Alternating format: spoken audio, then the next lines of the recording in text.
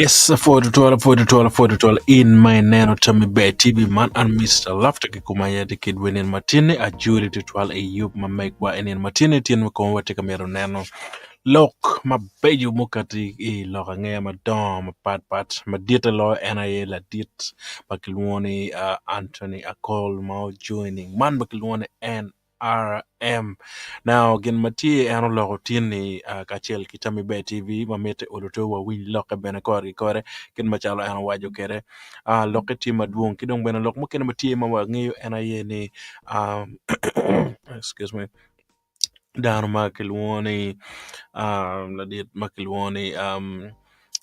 kisa bese ji futie makitweo ma futie mere riman mane lusera mono furulok ma tie ma tito trial pol dano tika kate ki loko mir ki gony ato fulok e fut petie ma ber trial kidong bena ma tito loe bena wanero joma kene tie ma ki gonya gi iner ma tiene mono joma chwako noob bena tie ma ki gonya gi o dichu kori kidong bena report ma tie ma tika kate ki bot police ma tie kamaleng 100% ma romo dano pawi ario pona beach futie ki kerman en metimo bal tika meta ye actually maromo pasen maromo pawi ario kulu man i northern Uganda kidong bena Uganda lu na mamiro wachero waneno non kori akol Anthony lo ket wine matin wano ngeni akol Anthony aki FDC man nong tie en dharma utenyo man makilwone FDC dong tika chero man makilwone i NRM now NTA maulo kedwa mo wachwa kiena ngomu weko ene ki man makilwone FDC me chero man makilwone i pen enenge no ni gin mapera tek to twale bot en ene pia chuli pen lok but wung watie ma down tika lok ne pingo down tika kobo ki ipade ba making me wangi jaro pendus mana tie mo wako ki man makilwoni FDC and kono chung under independent ato nera matini watika mero ne pingo na walo ki la dira kol wa komo win lok kong in machalo ngat mano tie following one wako win gin ma ena waja now ena waja kam ling kor wa bi winyu lok beno wa kwano ngi kin machalo no ena lok kere kor foundation in Uganda. It is not about me now. If anything, I'm selling myself for the betterness of actually something. It is acting now. If you can get an honorable call and then you think you can change the life of the people, actually, fine. Now, kay winyu lok ma ena wajo mono nuchine furi ma ena wajo ni en de diga chadro ko ne diga chadro kom en wek ene kony man makilwone kaka me chuli pen lok ma pol tie ma pol kar en my kar ma en tie man makilwone opposition i loko maduong i rate ki gamente ato loko mo makitimo manyen pere en tie ma i donyo i gamente wek en ti mabeyo pia chuli pia neno ni kar mo kene ka in tie itung ko nyao nyo itung ko por cheng me yupen in pe no ge mo ke kan ki ye so lok bukati kam leng ma era waja ni era ye ena tika mira ni iti pia chuli ken machalo en dong i donyo i group man me NRM kamente ma dito twali en tika waja ne komeno wako winyu kong mokeno ma mero ken machalo era waja kere daga. It's a tough decision to take, but with the shake of the people, I have to take it. Because my question comes in. So ande wa obedo no gin matek to twal ako bedo gin mo matek full en moko tamme by joining man makilwon NRM pen jim duong ma en kere mai kate kere NRM mai kate kere parliament ma duong ata eto paitie gi mo makitimo kulo wakachel so ne per tak to twal ka chegwa da kong I joining rom mo kene chana no bikonyo oloto ga mata madira meneno kin machalo jim mo kene no bir katime kere ya moro en koro mano ngin NTMP ma moro man makilwane ke lak south so NTO kono mere mod matika kelunga yup man pi more district and kono tika yeka michumo mere na kolo me daga ye ken machalo wangeyo kere so endo bichu ticket manyen man ticket me NRM dong FTC dong fudong lor per bo mero bun kong la kamana. Why are those issues not implemented? After we have spoken them on the floor of Parliament, after the promises from the President, after several meetings whereby you meet the President and discuss, things are not changing. My question is, what are those issues which are discussed? in the caucus that I can contribute to that might change the situation. Now, winyo ken machara en wacho kena. En wacho mo ka en kar ma en itie no man makilwone ite kad te chume FDC ni. En lok maduong ikate kere parliament. Era petie gi mo ke ken ma wano ng'eyo ni en la tit lobo obino timo pigi. Lok kati tutwala lok ma pa en kate kere i parliament ki lok maduong ki gamente bino wacho ni kibitimo geno koman ati noni pako yogo gi mo magitimo pare. Now, and the way any joining and an petian lo achili enemete e kony olo lutue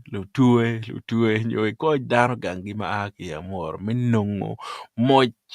moj kamanta ene we olo tu kache lok maduong ma ene kili kamanta ene nye kili parliament kache kidomo tiji ye kona no NDT ene priberu gen mabe twal pe mera ne dak en ko mier kong dong I bid ye I position ye bid tunku porcheng pen ke bidu tungu porcheng chao kene ki cheyu lok e peki kilu chao lok apera tak mone lok maladiet akolo waja intamiti ninga we kong wange lok matiyo kata eni we kolo to kache in itiki twin mo me kelu tami itamani kobo en madit pala dira kol me chero enaro bitiki yupenyo tiki kony madit twal pedan ma aka moro onyo keje ko ke dong lo tela matika eni moro weng tiju kitika iman makilwone olo to weka chung anong merigi mome iya weka anong merigi ome wachama watiki podcast mo bikati ilok eni kore man eni chabeta biro eni te iri winy en podcast man eni wiye mono ma kache ngo ma dan tika tamane idu woki poke pa dan manong dan tika tenyo man makilwone din ma megio nyo tika tenyo par ma megio gen tika lak dong gichero man makilwone ot mo pen wangini chuo gero tika biro maliet twal ba tika biro maliet ma dano tika tele ye ma diet twal mone lok ma la diet akolo katika ere watamane wakati poto wek bero nge onen kon ket machal no jemene tie kere kore an machal Mr. Laughter akilu loko dichu malupe ki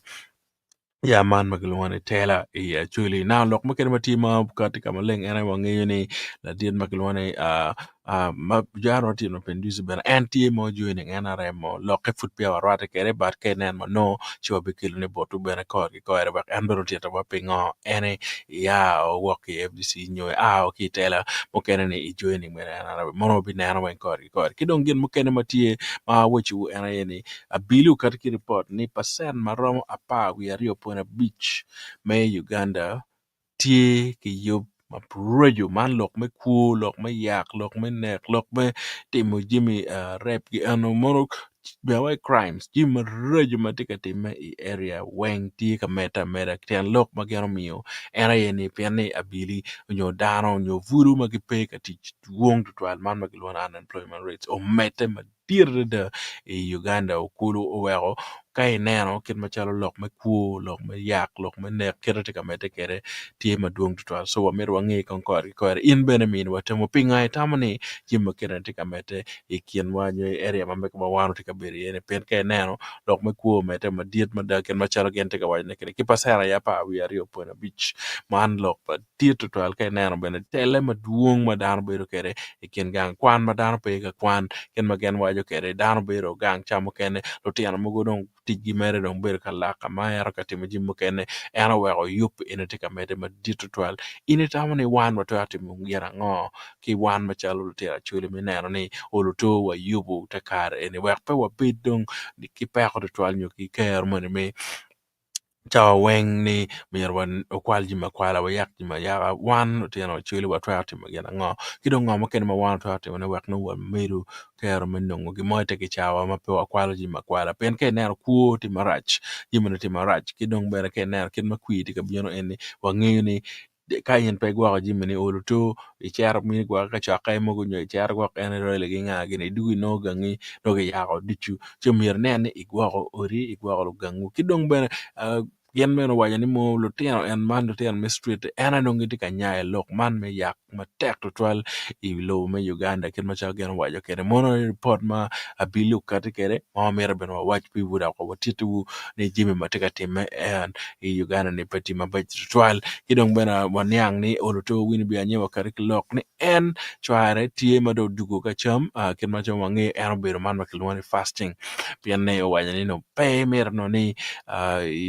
bergi bende ri kech piano no kamanta petika yene en bien I kot pa civilian kedno ngi du en I kot pa civilian ba ngene yen motima en ay kumbiri en do doka cham ken machalo win be nyawa waja ken ni bu doka cham da ko chama ji mogo madonga yom kong chawo ki pi ki ano kono en juice ki ano kidong en fruits kene but kuone ti mabe gar gere tie ken machalo gene waja ken ergi bi yele ken mo ke ken mo to mir ke kwan Dr. Kiza Besigye wa okay yo cool mono report ma tie madam bena kidong bena ya jim matika tie ma pool tie ma be kelo botu ko richu mana Mr. Lafta ya wa ne kel botu en ma tie ni oluto ke energi mo ke kan ngole wa kwano nge dak bena ka che tikilo ko mo ke kan ma meti wa twal wa kama ling rata ke wa man tami be TV wa kwa kel botu ko ri mo ke kan mano tika bino area ma megi lok metu ko bena tie wa be kel botu dichu ko mona e gen matie ma merna jwak kid winen matie na fore twan menen wa wa run nan wo manan wo ne ma kenne ko foch twal buri bi ien be ber ka chel kedwa kar dichu fore twan menen